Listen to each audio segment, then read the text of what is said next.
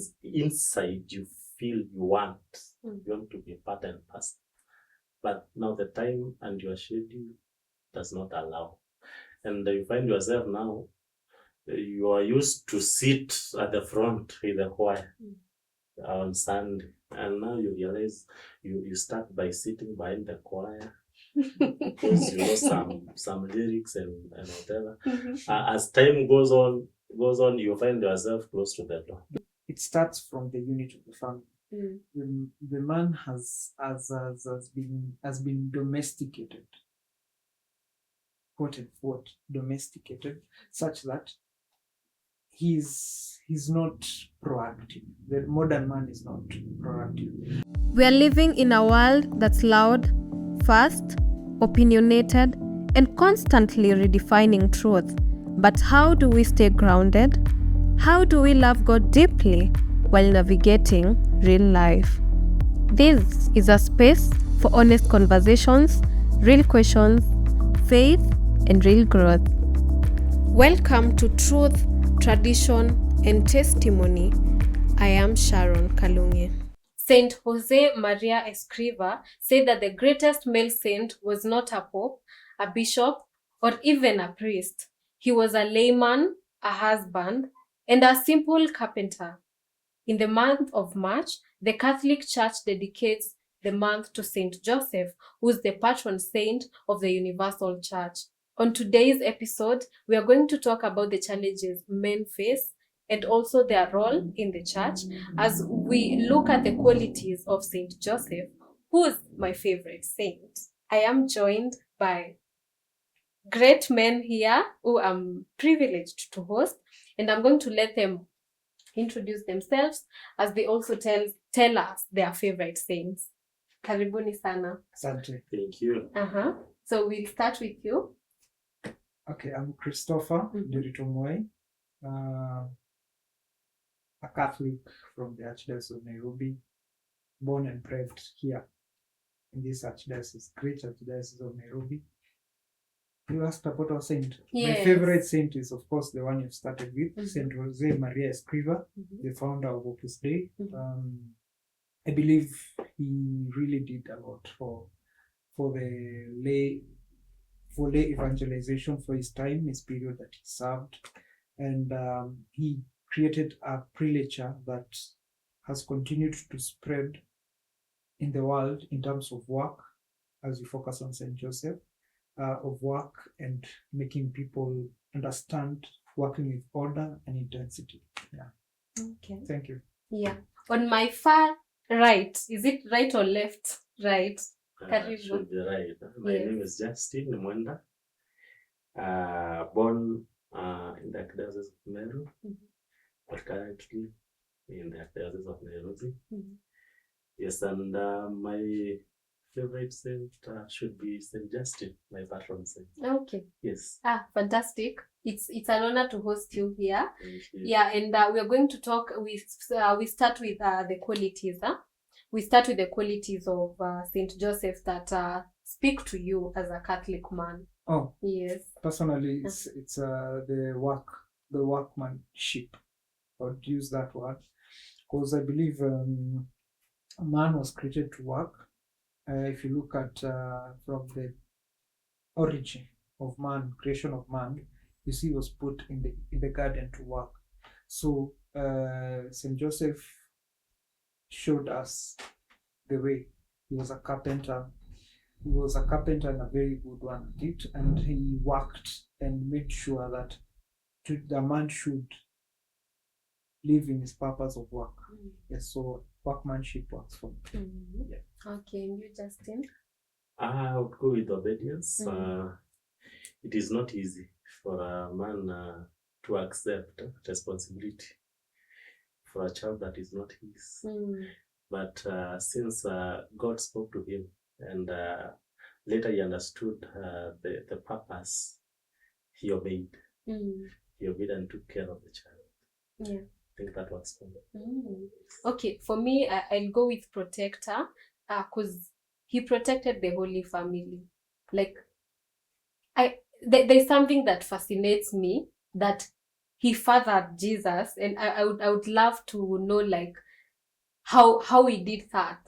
He fathered God.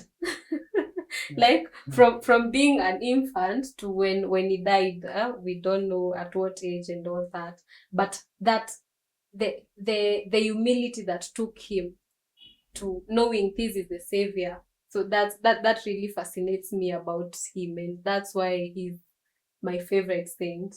Because you even see in the Holy Family we have Mother Mary, who's she's the Immaculate Conception, and then Jesus is the savior. So Joseph was just a simple man with two Very great people. yeah.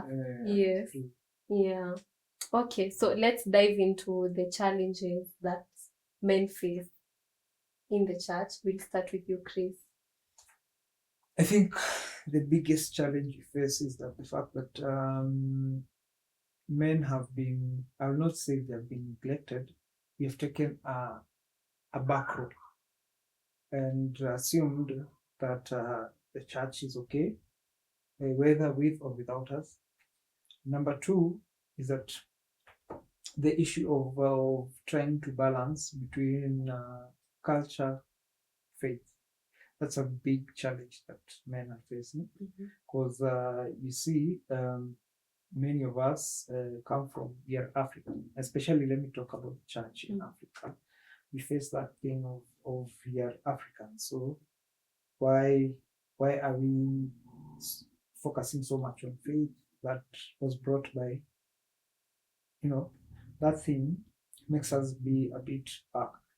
But overall, I'd say the biggest challenge we face is that we have priests who are there but have been overwhelmed with the fact that groups like the children, the women are so much active such that they don't have time to sit down with the men.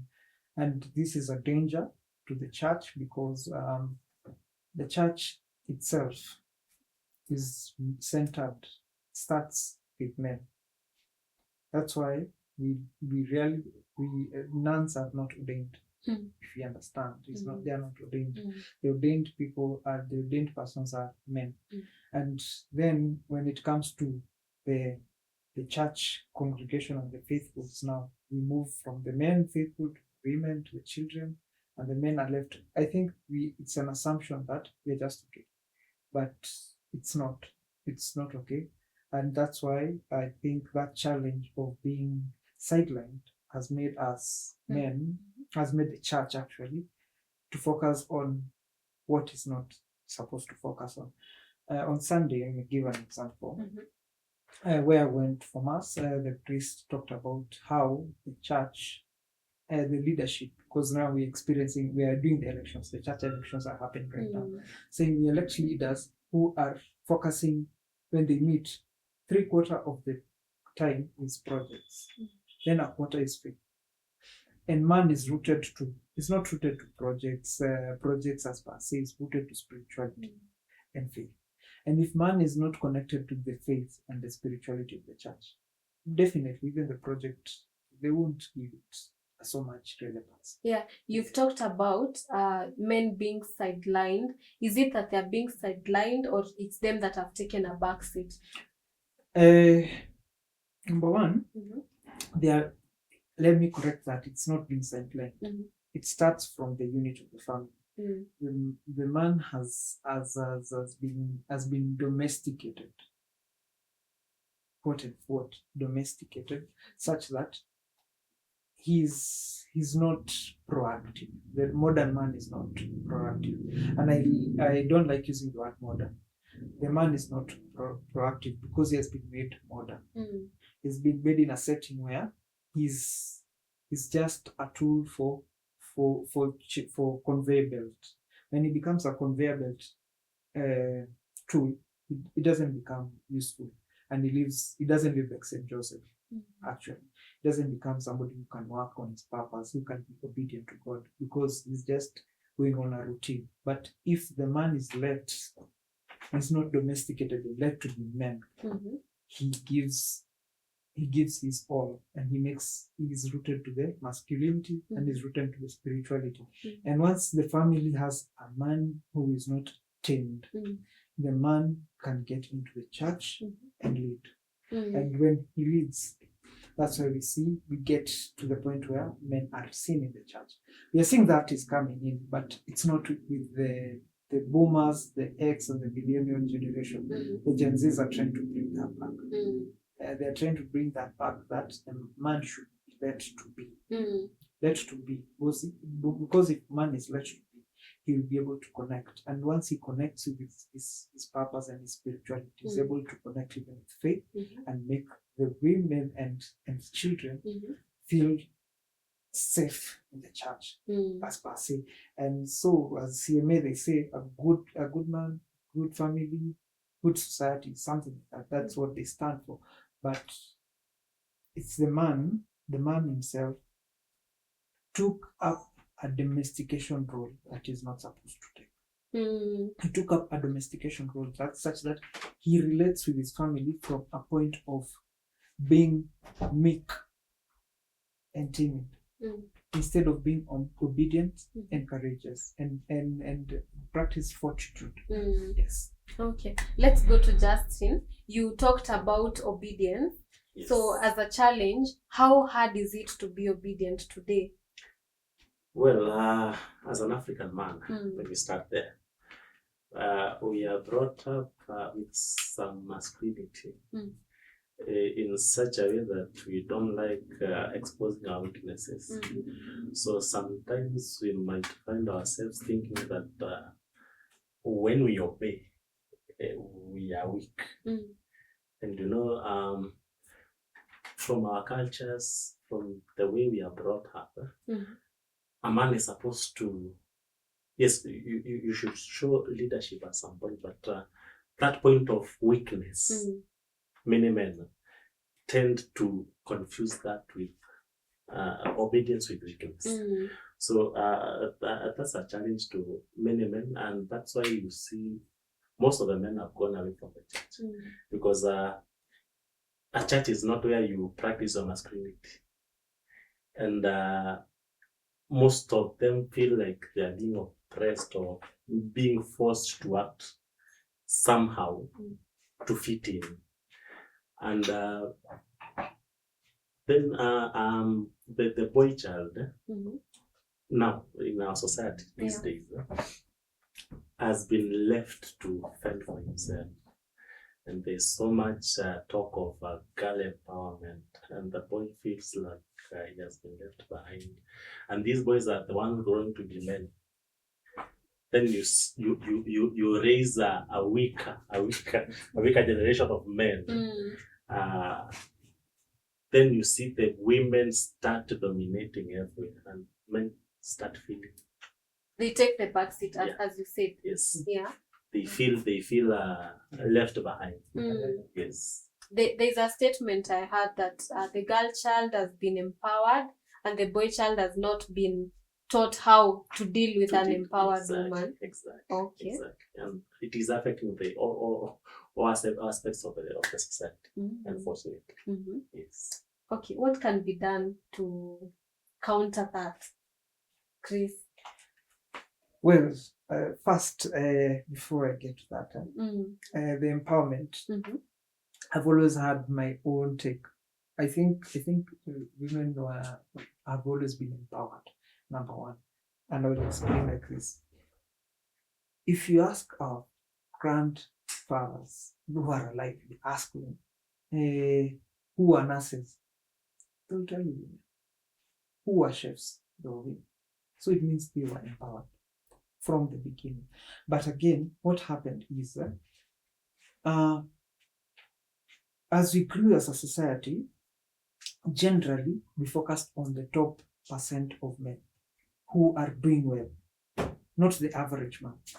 So what we need to do is we need to focus on what the average man is doing. Because if you focus on the top 1% of men, every time we'll compare everybody with the top 1%.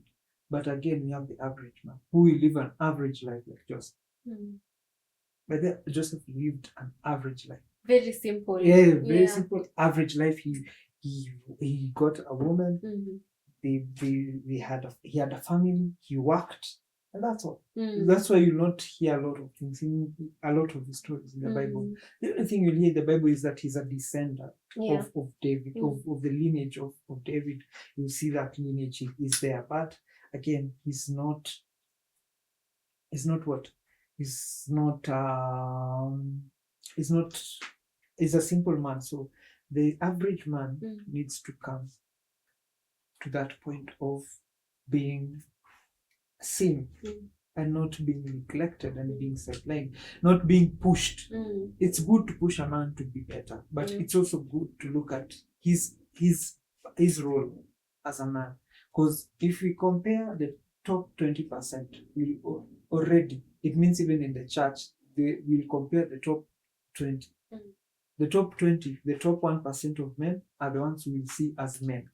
The others will see them as just conveyors, as Justin has said. But we look at from the point of a man being useful and a man being seen from a point of he can bring something. That's what women see as. Men want to be useful. But again, if you are seen as somebody who is going to just be part of a process, it's better to just live. And that's how the church is right now. It is, even if you look at how CMA and CW is, you'll see CMA is a bit it's just a group. It is mentioned in Harambes and maybe 1, 2, 3 things. But CW, they are going here, they're doing what. And even let me ask, most of the priests, the parish priests, they are chaplains of who? CW, but never CMA. Why? But I think it depends with the church. But most. Oh yes, most. But my church, the CMA are very active. They have what are they called?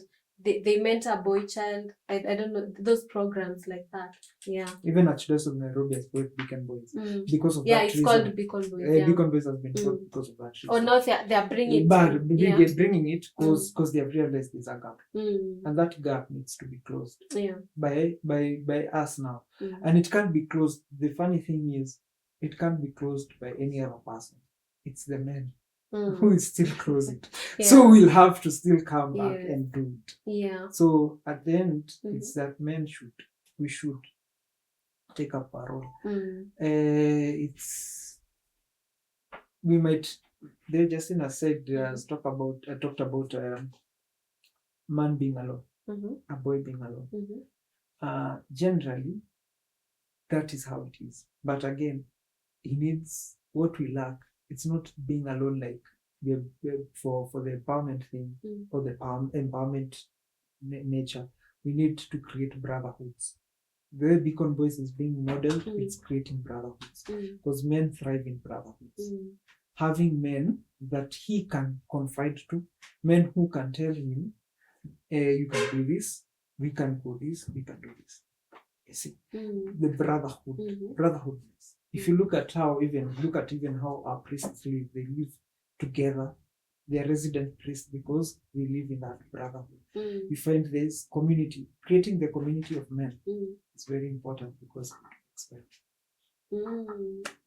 speak out. Yeah. So there's another thing I admire about Saint Joseph is that you see how we celebrate him. We've dedicated March, the year of March, is the protector of the Holy Family. But yet he said no word in the Bible. Yeah, it's very it's a silent masculinity that I admire. And Justin, I would love to hear what is that hidden burden of men in the society? Yeah, I'll start with that silent masculinity that you said. Most men right now wouldn't have that silent masculinity. Ours is loud. We want to be seen. We want to be listened to. We want to command. We want when we say something, someone listens and does what we want to do. But now because actually, if you compare a modern man right now with Joseph, I don't think there is a man or most men would accept responsibility of a child that they know is not theirs. I don't know how even you can convince them that it's God's will. God's will. How did God do it? So most of us don't have that silent masculinity. We want to scream, we want to be obeyed, we want to be listened to. Yes. Okay, which is like, you're saying it as a bad characteristic. It is not as bad. It depends with the way you've been brought up and the environment that you are in. Yeah. Most of us men, and especially even you ladies, you want to be with that man that can command, a strong man, not a weak man. You get a man who is so silent, and you say, it's boring. It's boring. Yeah. You want that man that when he comes into the house and calls your name, you hear, yes, I have a man in the house.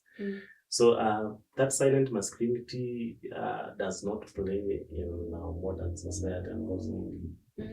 Yes. You know, I'm talking about silent masculinity in that men are doing something without seeking that validation, that, or maybe the clapping of hands and all that. Okay, I know it's coming from a bad place, or maybe a selfish place, but yeah, something like that. I think I get what you say, but yeah. But again, I think I would look at it from a different angle. Is a masculine man meant to be loved? No, I don't think so. It's a silent person. Because naturally, a man is logical, and a logical person is never very loud. I think Joseph was very logical, and like, for example, so that he can obey and accept that to take a child that is not his, the man of today can't. And I'm not even talking about a child who's not his. I'm talking about something, maybe God has discerned for you a path, but you don't want to follow it. We would argue with that. You know, that is a baby in a pregnancy is an incubation period. So God had discerned for Joseph, and Joseph was about to say, no, I can't take this child. But again, in the silent moment, because he's a silent man, his silent masculinity, not silent masculinity, a masculine man who is silent, is able to recollect his thoughts and think. I think he was in a moment of recollection. And in that moment of recollection, the man of today will lack that. And sometimes it's not because of ourselves. It's because of even the environment that we are in. You know, the environment that we are in, David Justin has said, is a man who seems like he's bossy, he's strong, and he's commanding, might look like the man, and they call him the alpha male. But ideally, that alpha male, the leader, is not a man who is seen so much. Even Christ himself was never. If you read the gospel, the passages of gospel about Christ, you'll find he had very many moments of silence, because he was a teacher, and a man is a teacher. So that being a teacher, the modern man will lack that, because we are taught to be praised. We are taught that a woman will come to you and say, I need that thrill. But again, a good number of women would love a mysterious man again. And it comes with silence. It comes with silence. Yeah. So masculinity and silence is very important. They go hand in hand. Hand in hand, because that's why a good number of men would say they want peace. I chose my wife because she gives me peace. I chose this path because it gives me peace. Because the silent moments, it's very, very important. Even the men, us as men, we can sit down and just have a glass of water together, and we are there, and we're not even talking to each other as much, but we are okay. And sometimes you'll have heated discussions, but most of the time the silence, it makes, for me, the silence, I match it with logical thinking. If you want to think, anytime I want you to think well, I take time to be alone, be silent, just calm. Anytime you want to do, like the time, like this period of Lent, we are called to recollect, to meditate, to reflect. That's logical thinking. And logic and men. I understand that both of you have been in church leadership before, and so let's talk about faith and leadership. Justin, why do you feel like men struggle to lead spiritually, and do you yourself, or have you felt distant from the church? Well, I would say most of us men really struggle, and the reason is we struggle with so many things in this life. We're supposed to be leaders in our families to start with, and you realize that when you are young and you don't have a lot of responsibilities, you can be able to channel your energy in the church at that point. Then you realize when you start accumulating these responsibilities, you get married, you get children, the responsibilities of school fees, food, whatever, shelter, you start having a very, very heavy baggage to carry. And at some point, you fail to balance. And at that point, you realize you start deviating, and you start leaving church, because most of the time you'll be tempted to lean on the family rather than the church, because the church, it is easy to say, so and so, kina so and so are there, they will take over, and you go back. I'll give you an example. I was in the choir before I got married. But after marriage and settling and shifting from the place that I was living, I find myself struggling to get a place where I can go to sing a choir, because my schedule, my job, and everything does not accommodate the practice sessions. And sometimes you feel, if I go to this choir this once in a week, and maybe the meetings are thrice a week, the members might start feeling like, it's not a very serious member. Yes, inside you feel you want to be part and parcel, but now the time and your schedule does not allow, and you find yourself now, you are used to sit at the front with the choir on Sunday, and now you realize you start by sitting behind the choir because you know some lyrics and whatever. As time goes on, you find yourself close to the door. You see? Because now, when you were active, you could even wake up very early to go to church. But now you realize you have 2 or 3 people to prepare so that you can go. So as a family, you see. Now, before you could go 20 minutes earlier, you find yourself getting to the church during readings.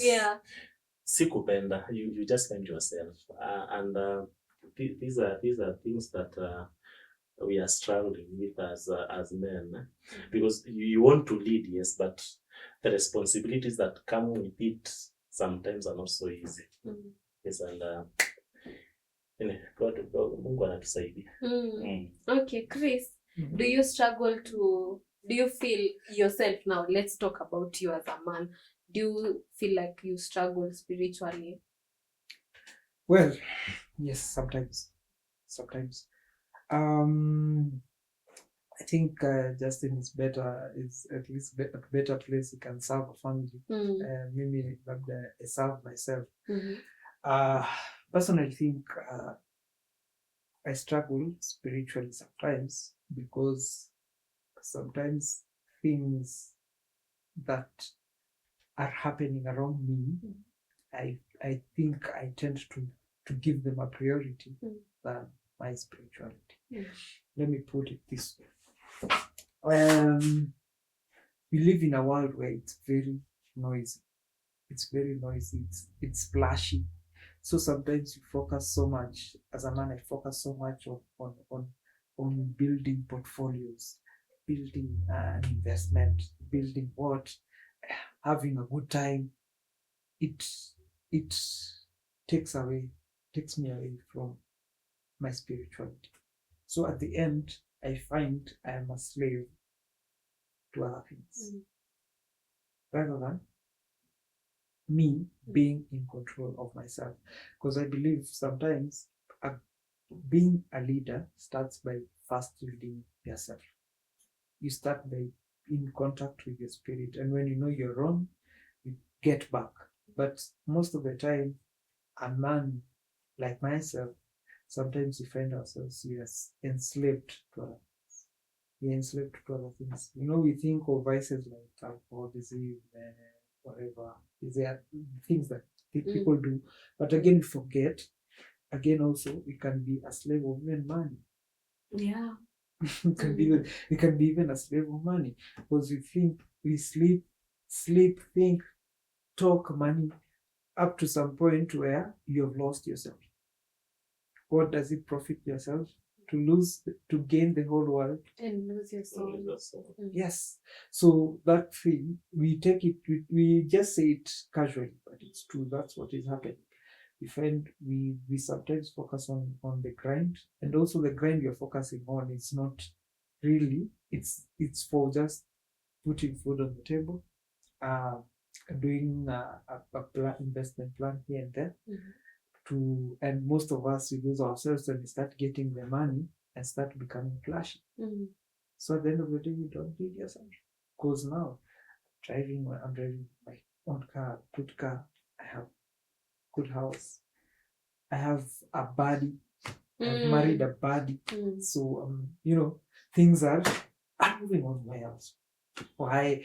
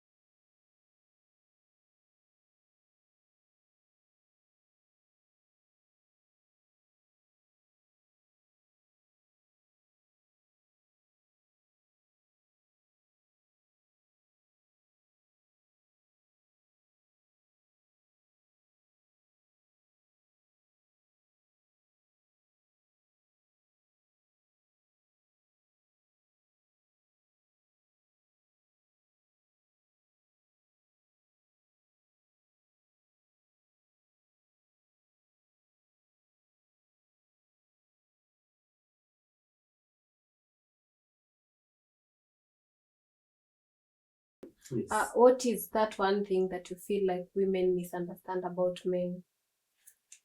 Well, actually, it's not just one thing, but there are several. I'll start with sometimes you might find yourself in the house and you just quiet. it's not that you don't have something to say, but maybe whatever you have in mind or in your heart, you feel that you might say it and it might hurt someone, and you just keep quiet just to protect. And then you say you're thinking about nothing. Of course, you see, when you realize that you have something that might hurt your partner, you tend to sometimes keep it to yourself to avoid hurting. But sometimes when you act like that, they think that maybe you are hiding some things from them, which is not probably the case. Maybe you're just keeping quiet to protect. Then another misconception is that sometimes when you tend to open up, you might end up having a very bad argument, because whatever you have in yourself, she doesn't understand. And most of the times we find ourselves facing so many challenges, and you feel that if I share this with my partner, she might even misunderstand. Or instead of supporting, she might end up using it to batter you verbally, of course, not physically, but verbally. And women are very good when it comes to giving very harsh words. And one thing that you don't understand is that whenever you use those words against us, it really hurts us, because you don't see the emotional part of us. You might say very horrible things, and still I won't show any emotions, but inside it hurts. I think those are mostly the misunderstandings, because maybe you're saying them to see me hurt, but by the nature of a man, he might not show emotions, and you start tuning again because I'm not angry. You see, and you start using that again against. So then another one, I might maybe have that argument with you, and start asking for peace and something, and you you take it that I want to walk out and have some peace outside. But in real sense, I want to have that peace in that house. And you start pushing me to get out. And when I get out again, it becomes a problem. Okay, what is peace to men? Because now it seems like we do not understand. It is not even something complicated. What we want to have is just listen to us. Give us our time. Don't assume because I'm a man, I'm all right. We have some things we struggle with. And an unfortunate thing is I might share my weaknesses with you, and you use those weaknesses against me. And that is our greatest fear. Because I fear that I might share this with you, and when that day comes that you want to have to feel that umeniumiza, utatumia hiyo. And that is why we find us keeping some things to ourselves, and we don't share so much. It's not that we don't love you or we don't see you as our partners, but we fear if I share this weakness with my partner, it might be used against me in the future. So you find yourself enclosing and hiding so much pain sometimes in your heart, and you are not able to share with your friends. But do you share with your friends? Yes, you can get that one trusted friend that you can pour your heart out. But for men, it's not easy. It's not easy because you're not sure even if your friend will use it against you. How will take it? But sometimes you find that you have that one friend that you can tell, hey, I have this and this and this. Can you listen to me? Give me a way forward. Give me an advice. But most of the men are not very free to share those hidden pains, and they will live with them, and sometimes you might find them exploding at one point in time because it is a pain that has been there for a very long time. And as a partner, it is good to get close to your man. That is, make him feel that he has someone he can trust. And whenever you have a problem, don't use those problems against him. Avoid, because that is what brings now, when he has another problem in the future, he can share. Yes. It is good to make him feel that he has that partner that he can rely on at any point in time. Chris, Yeah. You're not in married life. Yeah. As a single man, what are those challenges that you feel, or that one, it could be many or just a single one, that you think women misunderstand about men? I'll start by saying this. This is, I think, maybe not very common, but it is there. Sometimes women think when they tell us something, they think that we have not heard them, and we have. But the biggest problem is women they think, they misunderstand that we have assumed what you've said, and we have just heard you. There's just that we are processing it and knowing what we'll do next to it. Because we are not, men are not created for reaction. We really react to things.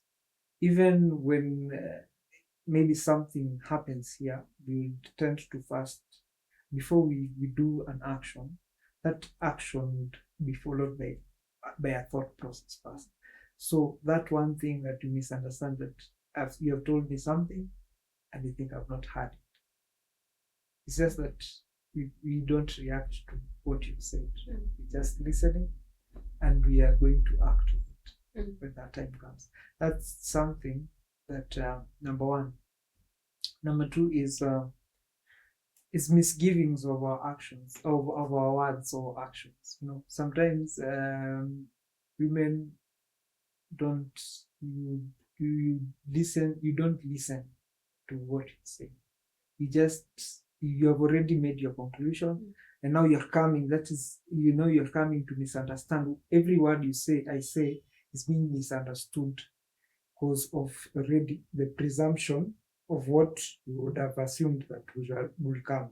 So at the end of the day, we find ourselves in a situation where women listen, have their own court case, and they judge and they give a judgment, and then they come now to face the convict, quote unquote, with their own judgment, instead of coming from a point of where Justina said, listen. And I think that brings the point of sharing a weakness. They say men be vulnerable, and when men become vulnerable, you use it at the appropriate time. Wait for the argument. Okay, let's go. Yeah, this is what. Nandio mana, nandio. You see, and yet it was a moment of vulnerability, and that's why sometimes we tend to keep to ourselves. And then again, the misgivings of women in terms of words and actions. You have already presumed, and when you presume, and the last thing is, I might tell you I'll do something, and I don't do it when you expect me to do it. Now you assume I procrastinate, or I have decided not to. But it's not I have decided not to. Maybe at that particular point, it's not possible, it's not feasible financially. But I'm going to do it, but not right now. But you're there, the woman is there right now. So what is the conclusion? Men are procrastinators, we don't do. But we do. but it's just that we do in the plans that we have. Sometimes women should give men a room to execute their plan. After all, you got married to this woman, to this man. You decided to be in a relationship with this man because you believe in his plans. So now, how come you change from that to now wanting to do your plans? Okay. As we wind up, I would love to hear from the both of you of what kind of woman will help a man become the best version of himself. Let's start from my far right, Justin. We are all human. There is no woman that has been specifically tailored to become that. I think women, it depends with how you've been brought up, what you've been taught, and what you have taught yourself. A listening woman, a respectful, an obedient woman will help this man achieve whatever he wants to achieve. And that is a person, that's a personal choice for a woman. We are all human, but you can choose to be that. If you tend to be disrespectful, that's a choice. If you tend to respect your husband, that is also a choice. So there's not specific woman that has been created, either good or bad. It's a choice that one makes in life. Yes. That's according to me. Yes. Okay. Chris? I'll put it this simply. It's a teachable woman. A teachable woman. A teachable woman will be respectful, will be submissive, will be obedient, will listen. A teachable woman. That and carries all those things because a man is a teacher. And he will teach, and so that to get that teachable woman, a man has to be in his own values, to believe in, to create his own value system, his principles, what he lives for, what is his make or break, because you are bringing a woman to your world.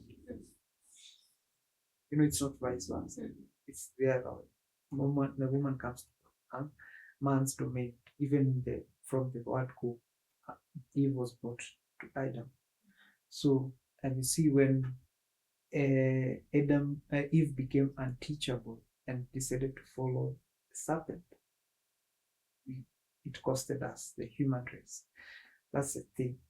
So that the same way should bring a teacher. A woman should be teachable, and a man should be able to have created his own kingdom and domain so that he can bring a woman to teach that woman to live there. If a woman is not teachable, and naturally women are adaptive. They are adaptive to what things are happening. They are adaptive, very fast adaptive. Men, we are a bit rebellious, but women are adaptive. So if a woman is teachable, she will be in touch with her feminine nature of being adaptive. And that will make that man who has created his kingdom, for that kingdom to flourish. Because she will learn the ways of that man, and she will make that kingdom flourish in the ways of that. Okay. What advice would you give to that young man that is watching? That 18-year-old, that 23-year-old? I'll start with me. Yes. 18 to 25-year-old, let me use that bracket. That bracket, the young man there that's your time to create your systems. Some of us created our systems much, much later, but you have the opportunity for that age to create your systems. Learn. Keep on learning. Keep on upgrading yourself. Cleanse your soul. Do not be the man who profits to gain the world and loses his soul.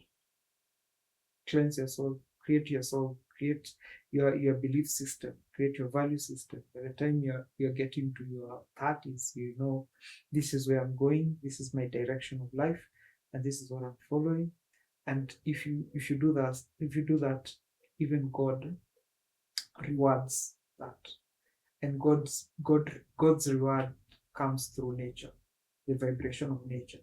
How nature is vibrating will vibrate if you're spiritually upright, your soul is upright, and you have the focus, and God knows you're focusing on that. The way Miles Monroe said, faith is not just a belief, it's your plans that you bring to God. So, young man, wherever you are, 18 to 25, that bracket, create your plan. Go to God. This is my plan. And I'm looking forward I want to build this plan. On this plan, I want to create a discipline. I want to create a focus on this. I want to focus on this and go. And that's it. The man will turn out to be better than he thought. And truth be told, that age is a very rough patch for you. And that's why it's rough for you to be better. You're being sharpened. A young man is being sharpened. And it gets better when you're 30s. By the way, even if you lose everything in your 30s, you are able to gather it very fast than in your 20s. Yeah. Okay, Justin.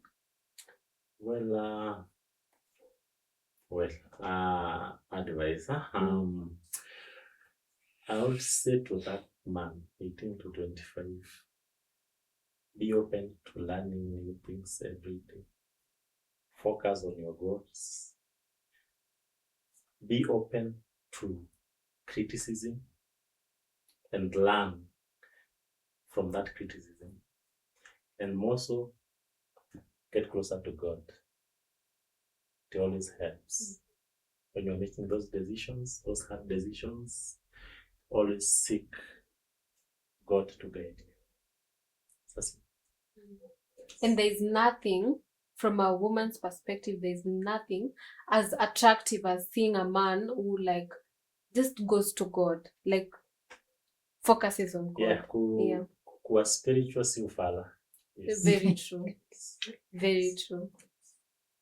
Yeah, and a piece of advice because this is a faith-based program. We are in our Lent season, so let's focus on praying the Miserere prayer, Psalms 51 and Psalms 30. Focus on the penitential Psalms. You can Google that and pray those. This is our time to pray that prayer, to remember, for God to remember us as we come back to Him. Yes. Justin, any last words? Well, I just want to encourage my fellow Christians during this Lenten campaign. Let's focus on ourselves. Let's come closer to God. Let's reflect on our lives. May God bless all of us. Thank you. And because we're talking about Saint Joseph, pray for us. Yes, Saint Joseph, pray for us. Yeah. We've come to the end of today's episode. I'm really grateful that you've watched till here. Kindly subscribe, like, share with your friends. That man in your life, let him watch this video. And also remember that we have been shooting at Rstudios. Reach out to them for amazing spaces for podcasts, also photography, audio and video production, and also event coverage. And Rstudios have produced the newest song in town. Go to the YouTube channel Rstudios and watch that amazing song. Let's meet on the next one.